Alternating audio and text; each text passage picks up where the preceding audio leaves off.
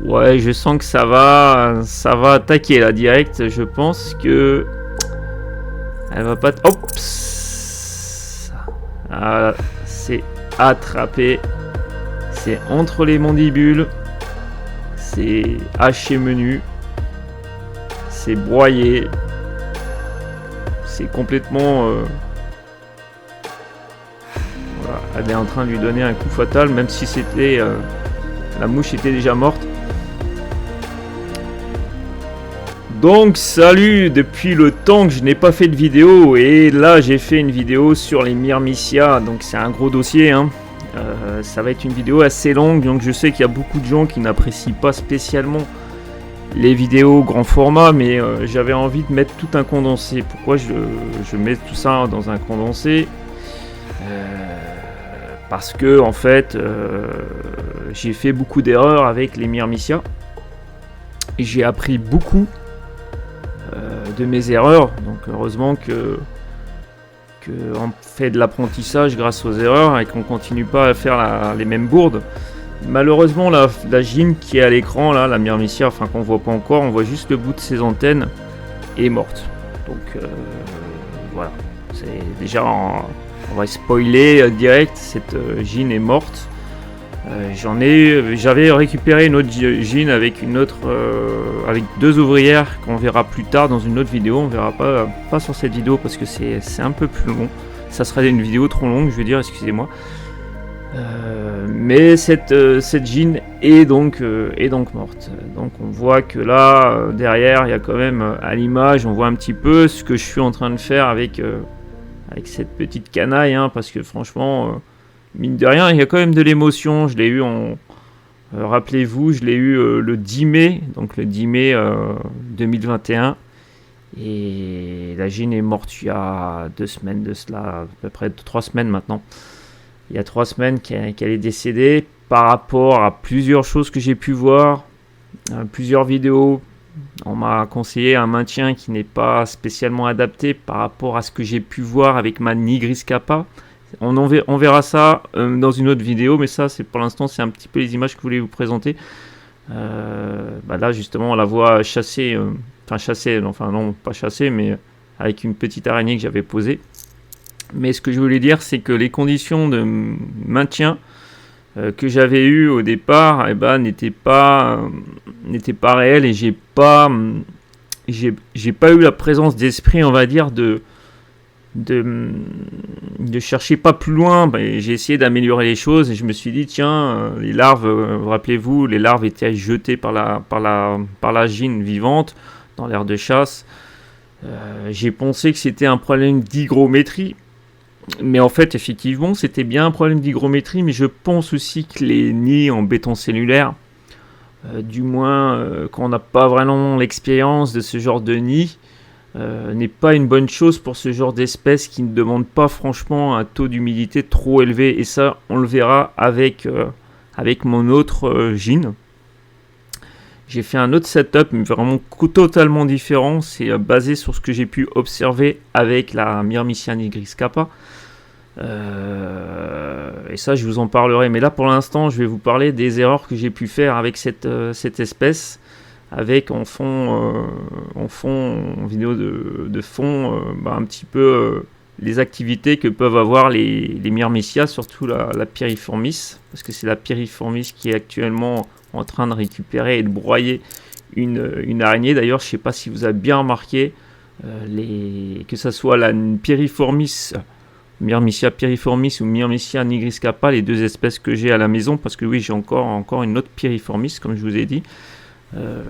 Elles ont une technique de chasse qu'on verra dans la vidéo, parce qu'il y a plein de petites choses qu'on verra après dans la vidéo. Je ne vais pas que parler, si je parlerai beaucoup parce que oui c'est le but, mais on aura aussi des images, des séquences d'attaque de ma Piriformis sur une petite proie.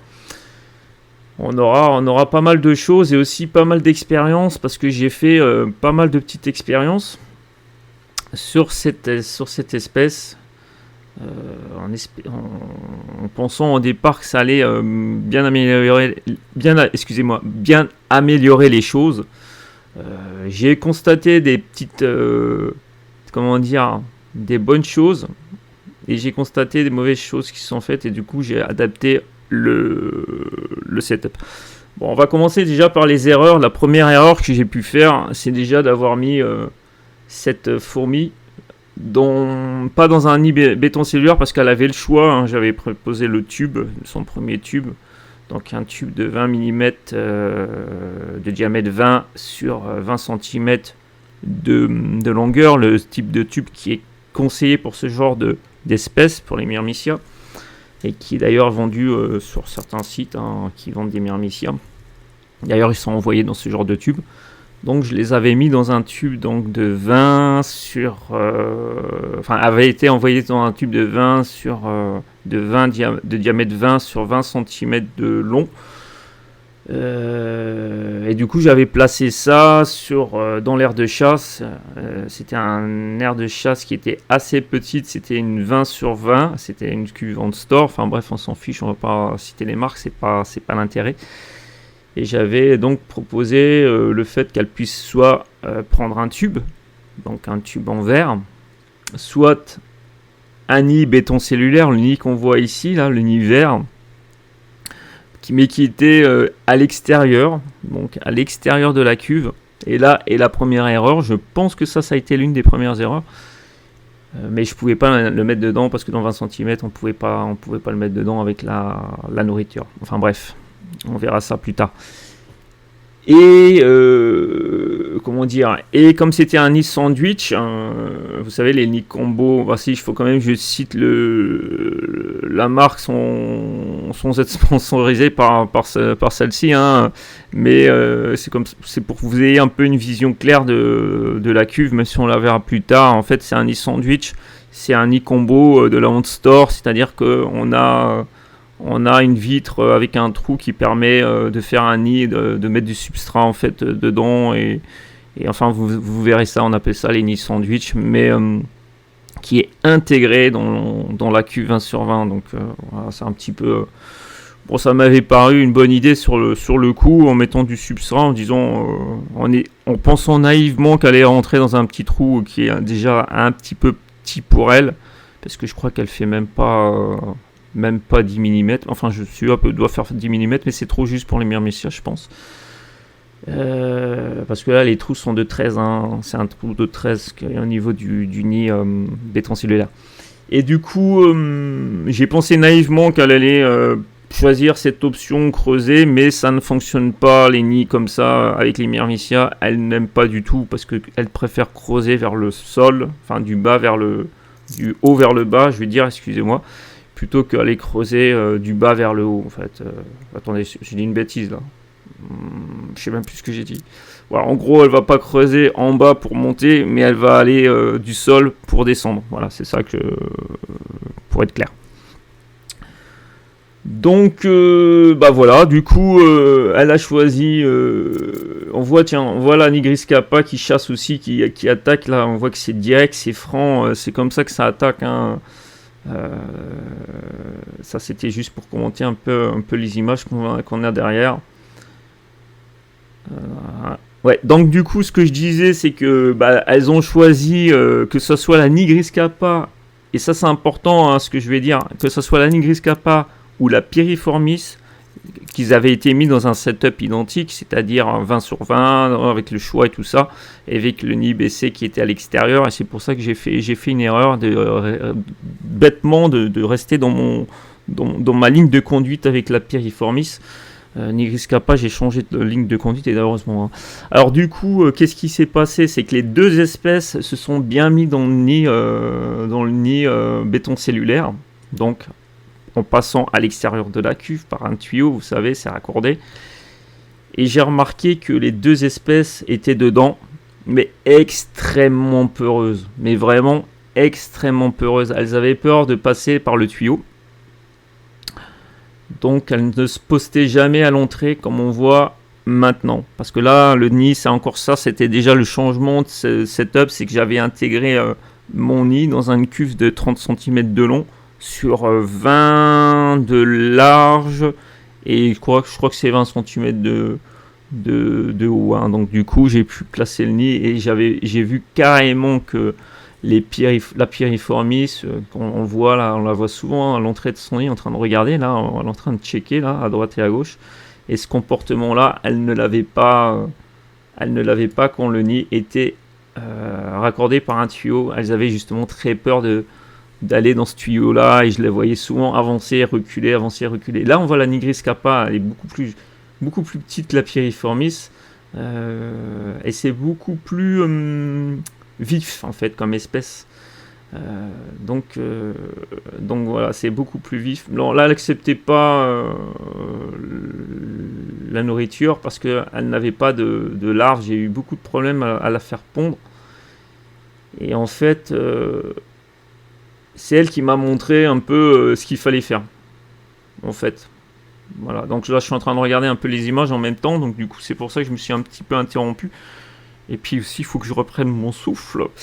Non mais plus sérieusement, c'est vrai que c'est elle qui m'a montré à peu près ce qui était bon et ce qui était pas bon, parce que comme on le voit actuellement, elle est aussi dans un nid béton cellulaire. C'est elle qui a choisi, hein.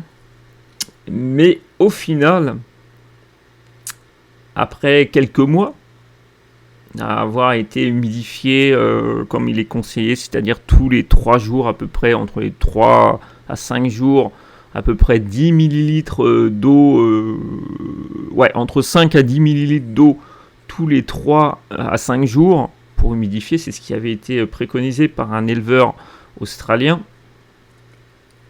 Là, bon, là, elle balance la proie, hein, ça ne l'intéresse pas.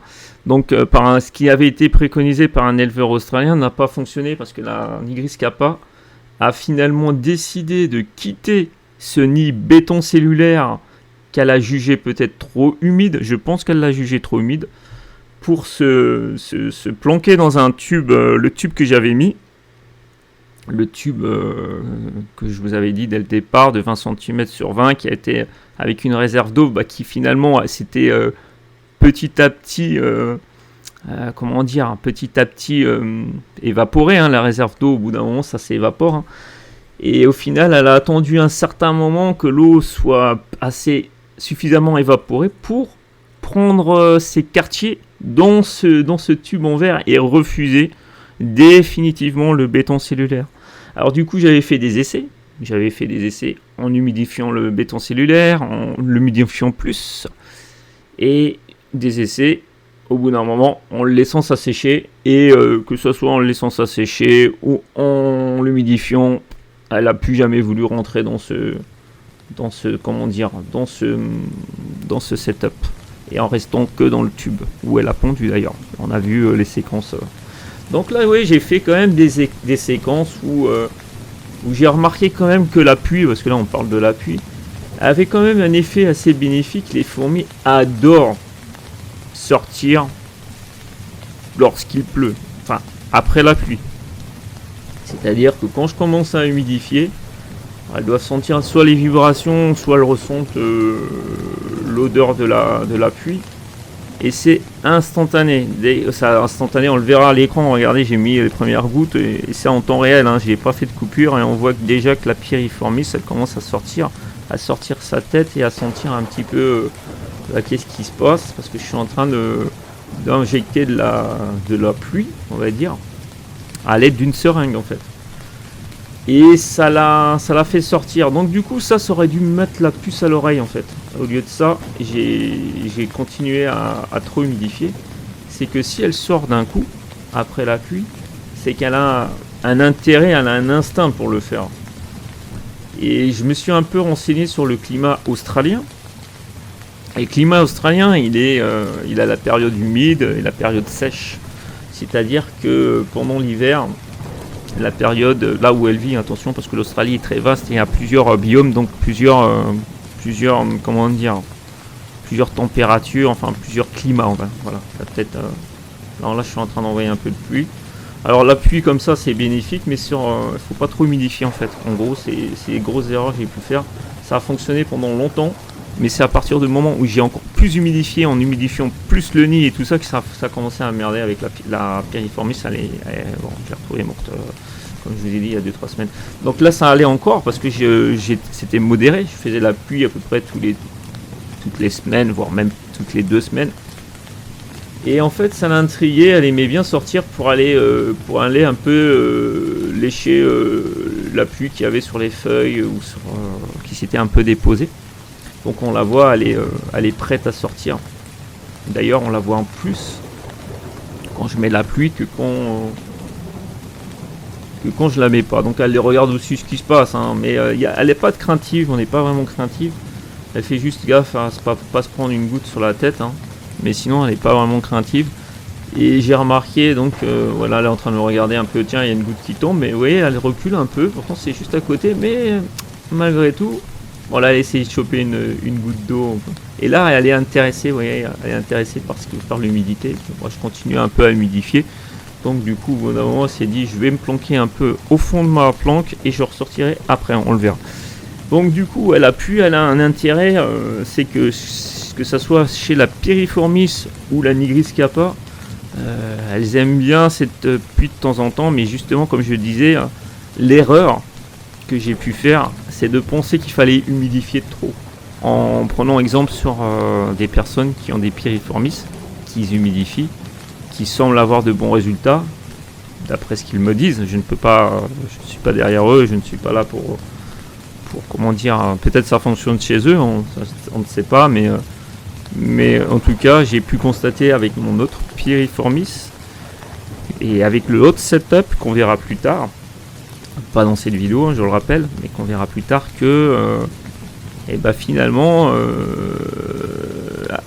l'humidité, trop d'humidité, c'est pas si bon que ça.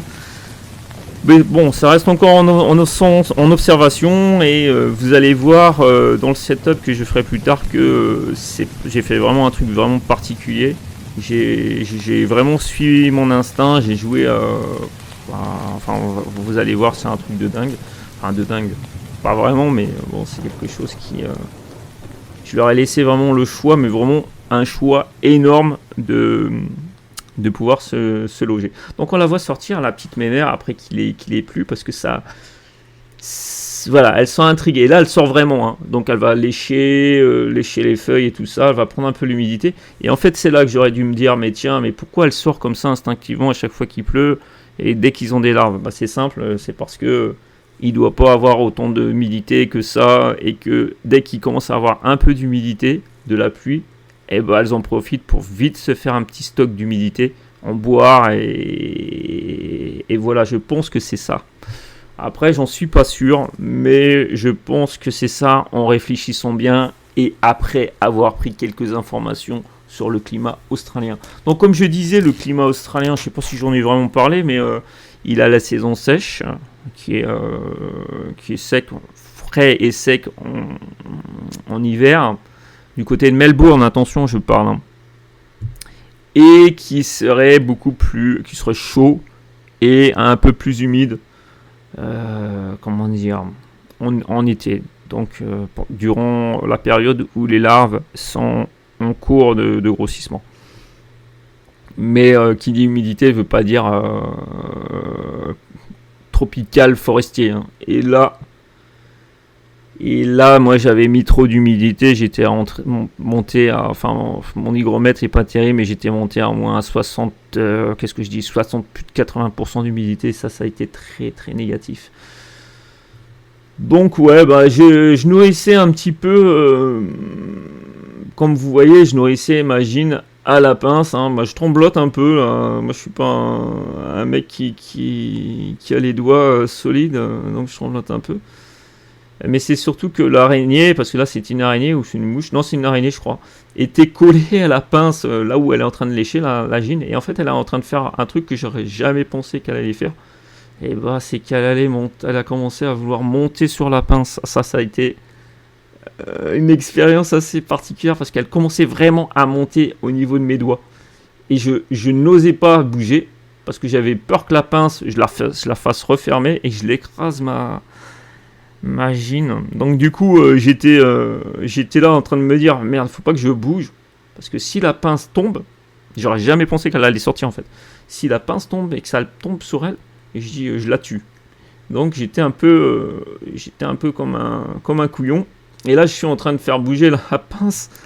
Là, je le fais un petit peu exprès, mais je tremble un peu, on le voit. Hein. Et là, on voit l'araignée qui est sur le côté et elle va le choper directement. Voilà, elle l'a chopé directement. Et là, gros moment de bonheur parce qu'elle est partie directement nourrir ses larves avec l'araignée.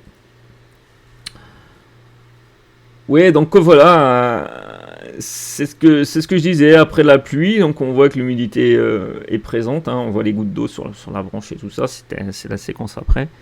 Bah, comme je disais, la pluie, qui dit pluie et après dit balade. C'était aller à 85% du temps, la piriformis, elle sortait après une pluie.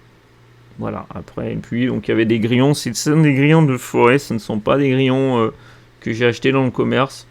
Ils risquent rien, franchement, je vous le dis. Hein. Elle essaye même pas de les chasser, d'ailleurs, on le voit. Elle s'en fout complètement. C'est une proie beaucoup trop rapide et elle a appris que c'était une proie trop rapide pour elle. Donc, du coup, elle y touche pas.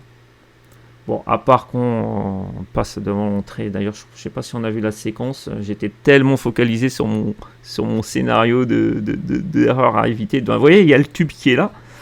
Et elle a jamais accepté de rentrer. Par contre, elle a jamais accepté de rentrer dans le tube. Pourtant, il était présent. Il avait le même temps de présence que la Nigriscapa.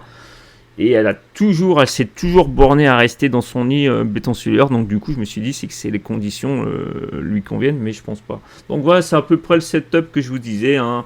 Il y a le 20 cm qui est sur la gauche, et là, c'est la cuve de 30 cm. Où j'ai mis, mais bon, là à l'époque j'étais pas autant en hygrométrie, elle est bonne là, vous voyez, c'est ça. Là j'aurais dû rester sur ce taux d'hygrométrie au lieu de continuer à humidifier en pensant que mes paramètres hygrométriques étaient trop peu. Là c'est vraiment le top en fait, enfin le top. C'est quand même bon, je veux dire, c'est pas trop élevé, c'était bon. Et j'ai fait la bêtise de penser qu'il fallait que j'humidifie plus, parce que j'avais vu des personnes les humidifier bien, et en fait, du coup... Donc là, on voit le setup du haut, hein, mon nid qui est sur le côté, des branches, et puis du sable argileux. Donc quelques feuilles sèches, et aussi un petit peu de la tourbe. Donc là, c'est relié sur... Voilà, c'est relié dans le 20 cm. Là, on voit les gamelles. C'est des boîtes de pétri 40 mm qui servent bien. Les pierres sont là pour qu'elles puissent s'accrocher. Hein. Donc la gamelle d'eau est là, les gamelles de miel, les gamelles de liquide sucré. Et là, on a un tunnel qui permet de 27 mm qui permettent à la fourmi, si elle le désire, d'y rentrer. Mais ça a été une erreur. Et bon, c'est pour ça que j'avais mis d'autres gamelles de l'autre côté. Parce qu'en fait, elles n'y vont pas, elles ne rentrent pas dedans. Ou alors elles rentrent, mais c'est très rare qu'elles doivent y rentrer. Donc du coup, ça sert strictement à rien. Elles n'ont pas du tout confiance en ce truc, en ce tunnel. Comme je vous l'ai dit, les tunnels, elles aiment pas trop en fait. Elles préfèrent pouvoir gambader. Donc là, on voit un grillon. Là, c'est pour montrer un petit peu le sable et la surface. Je me suis dit à un bout d'un moment elle va creuser, mais on voit quand même que j'ai mis quelques gamelles, vous voyez, sur le côté avec une gamelle d'eau et quelques liquides sucrés, du miel. Donc j'avais laissé proposer plusieurs nourritures. Ah bah non, mais c'est ici la séquence justement sur bah on va voir un petit peu ce que fait la petite mémère. Donc voilà, il y avait une mouche que j'avais mis, qui était normalement assommée morte pour moi, mais au final n'était pas du tout assommée et morte. Donc elle s'est retrouvée un peu couillonne en se disant oh, bah tiens, elle se barre. Et là on voit un petit grillon. Elle l'a déjà vu le bout des antennes. C'est incroyable, elles ont une vision incroyable. J'ai mis quelques petits textes pour illustrer un petit peu des fois en cours de vidéo. Donc mais là on voit, elle est en train de regarder à droite et à gauche, elle regarde absolument tout. Là c'est moi, elle me voit moi faire des gestes. Donc là elle va m'observer, mais en même temps elle va observer ce qui se passe à droite et à gauche en fait. Et ça c'est plutôt cool et plutôt sympa. On a vraiment une interaction, et c'est vrai que c'est quand on voit ce genre d'insecte mort dans une gamelle, je sais pas pourquoi elle est tombée elle a dû se noyer, je sais pas comment elle a pu se noyer, mais je pense qu'elle était déjà malade. à cause de mes soins qui n'étaient pas bons. Là, elle était encore en pleine forme. Je suis un petit peu dégoûté. Je vous assure que je suis quand même assez dégoûté parce que j'aimais beaucoup cette petite mémère. C'est vrai qu'on s'y attache vraiment. Hein. C'est con à dire, mais voilà, on s'y attache vraiment. Et puis là, bon voilà, du coup, qu'est-ce que je faisais encore? Ouais, je faisais un truc avec, voilà. Je voulais voir non, c'était pour récupérer une mouche, je crois, ou un truc comme ça, qui était derrière la feuille. C'était pas pour l'embêter, hein. Donc c'était pour récupérer quelque chose. Je pense que... Ouais, elle est en train de me checker, elle est en train de regarder ce que je fais en haut, parce que j'étais au-dessus. Donc elle est vraiment en train de scrupuleusement... C'est vraiment des insectes qui sont vraiment basés sur l'observation, c'est vraiment super intéressant. Même si elles ne sortent pas toujours, pas beaucoup, elles ont souvent la tête hors du nid, mais elles vont pas sortir énormément. Ah tiens, elle a vu quelque chose, c'était la mouche, voilà, c'est ça que j'avais. Mais ce n'est pas une vraie chasse. Vous voyez, en gros, c'est une chasse, mais c'est pas une vraie chasse. Et on remarque une chose, et ça j'ai remarqué ça avec la Nigris Kappa, c'est qu'elles utilisent très peu leur dard. La chasse, ça se passe à 95% à coups de mandibule. Ce qu'elles veulent faire, c'est donner des coups de mandibule, assommer la proie, transpercer la proie et tuer la proie avec leur mandibule et pas utiliser leur venin pour la simple et bonne raison qu'il peut arriver qu'elle se pique. Et je pense que ma Piriformis au départ s'est piquée. Au bout d'un moment, elle s'est piquée et pendant plusieurs semaines, elle n'a pas été très bien. Donc, en tout cas, merci de m'avoir visionné et à plus.